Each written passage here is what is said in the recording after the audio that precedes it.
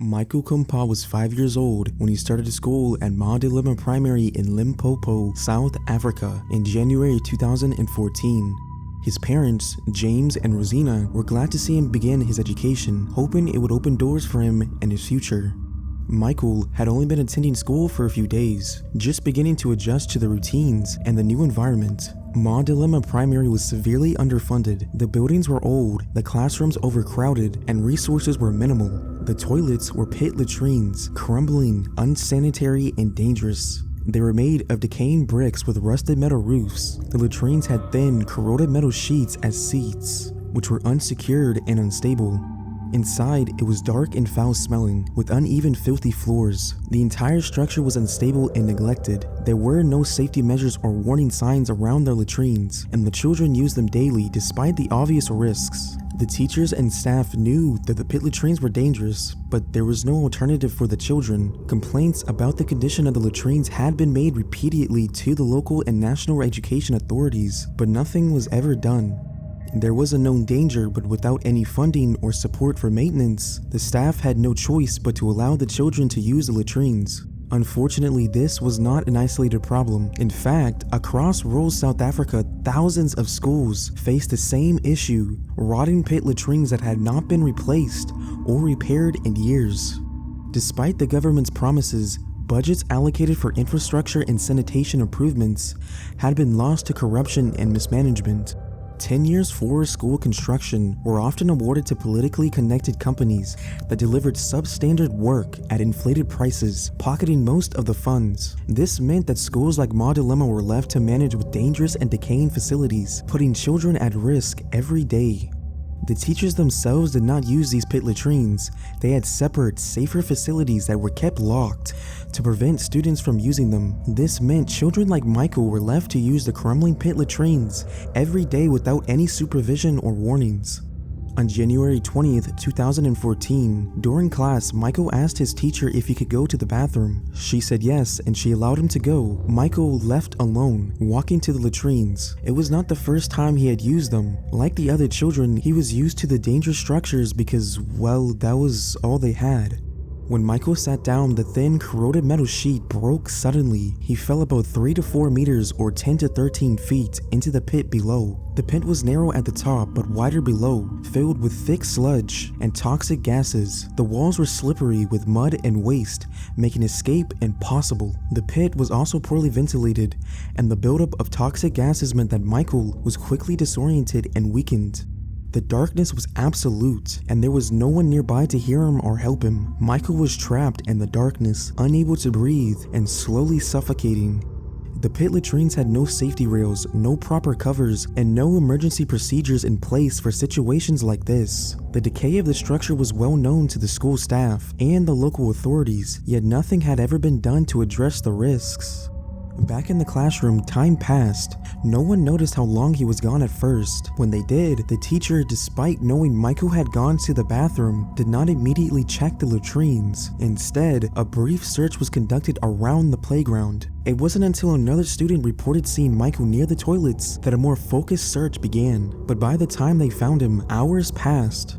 His mother, Rosina, was contacted and rushed to the school. She was horrified that this sort of thing could happen. The process of retrieving Michael's body was slow and agonizing. It took about 4 hours for emergency services to arrive and extract Michael's body from the pit.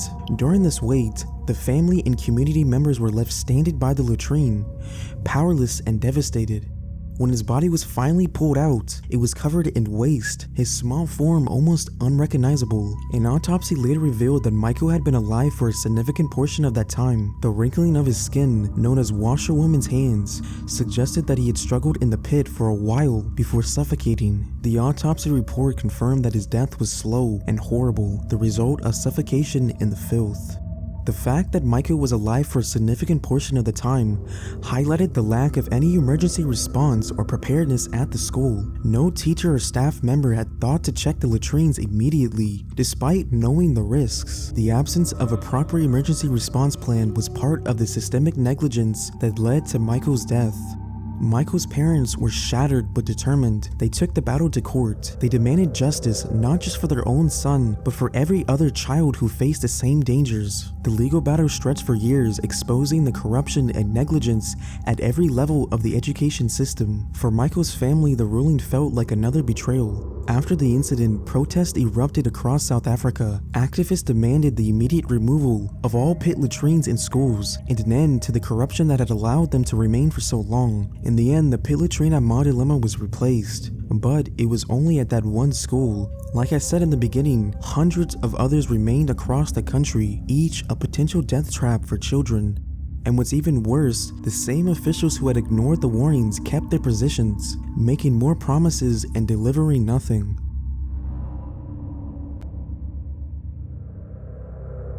Katie, Dara, and Jana Bolt were sisters aged 13, 11, and 11, living on their family farm in Withrow, Alberta, Canada.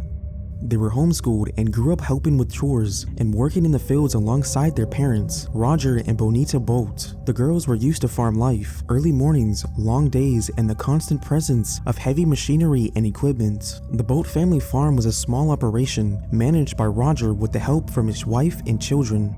Harvest season was in full swing, and the pressure to gather and store crops quickly was high. Canola was one of the main crops, and it was stored in large metal grain trucks and silos. Canola seeds are small and round, and when unloaded, they move quickly, behaving almost like a liquid. The risks of grain entrapment were well known, especially for children, but safety regulations were limited. Family members often worked side by side without formal safety training or equipment. Like I said, grain entrapment is a well-documented hazard on farms. When canola seeds are unloaded, they create a powerful suction effect, capable of pulling in a full-grown adult waist deep in less than 5 seconds and burying them completely in under 20 seconds.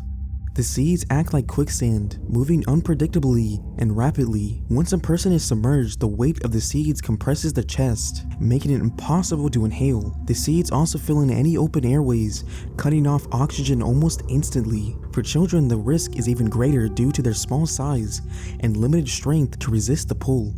The weight of the seeds alone makes self-rescue impossible. Just 1 cubic meter of canola can weigh nearly 800 kilograms. Standard safety equipment like harnesses, guardrails, and grain rescue tubes can prevent such incidents, but none of these were in place at the Bolt farm. That evening, Roger was unloading canola seeds into a truck. Katie, Dara, and Jana were helping out, which was a common practice on family farms. The sisters had been around grain trucks and silos their whole lives and understood the basics of how everything worked, or so it had seemed. As the canola truck was being unloaded, something went wrong. The flow of seeds suddenly pulled them in. The flow likely started when a blockage in the truck's unloading system suddenly cleared. Blockages are common during harvest, caused by moisture or debris. When a blockage is cleared, the seeds move rapidly, creating a sudden and powerful suction. The sisters were likely standing too close when this happened. The vacuum effect would have pulled them in immediately, giving them no time to react. Grain acts deceptively. While it looks solid, it shifts unpredictably when unloaded. As soon as the sisters were pulled in, the seeds began to fill every space, cutting off their air supply. The suction effect caused them to sink quickly, and the more they struggled, the faster they were buried. Canola seeds, due to their density, compressed their chests, preventing them from breathing. Within seconds, the seeds had filled their mouths and noses, causing them to suffocate. The weight of the canola also made it impossible to move. Once buried, even a grown adult would not have been able to free themselves without immediate help. Roger saw what was happening and tried to save them. He used a tractor to move the grain and shouting for help. Bonita called emergency services and panicked. Neighbors arrived to help, shoveling frantically, but the canola was too heavy and dense. Without specialized equipment like grain vacuums or rescue tubes, every attempt to dig them out only caused more seeds to shift, complicating the rescue. When emergency services arrived, it took hours to reach the girls. Firefighters cut through metal and used industrial vacuums to try to remove the grain without causing it to shift further. The process was slow and methodical. If the grain shifted, it could cause further burial or even engulf the rescuers. The lack of grain rescue tubes or other safety equipment meant that rescuers had to move cautiously. removing seeds by hand and with vacuums. Every second spent was critical, but the density and the weight of the canola made the risk painstakingly slow. The rescue was further complicated by the risk of secondary collapse. Grain acts like a liquid when flowing, but solidifies when at rest. Any movements of the seeds can cause them to settle suddenly, making it impossible to dig out by hand. Rescue protocols for grain entrapment often require cutting access holes in the side of the bins to release the grain, but this process can take hours and requires specialized equipment. In this case, emergency services attempted to reach the girls by using vacuums and carefully removing the seeds layer by layer, but by the time they reached the sisters, they were already gone. Katie, Dara, and Jaina were pulled out one by one. Paramedics attempted to revive them, but the canola had filled their mouths and lungs. The seeds had compacted around them, making any movement impossible. Even if they had managed to keep their heads above the surface, the seeds would have blocked their airways and caused suffocation. Grain entrapment is one of the most lethal hazards on farms, with a survival rate of less than 30%, even when rescue efforts began immediately. The speed at which grain flows and the sheer weight make it one of the hardest accidents to survive. Proper safety measures could have prevented the girls from being near the grain while it was being unloaded, or could have provided a way to rescue them quickly.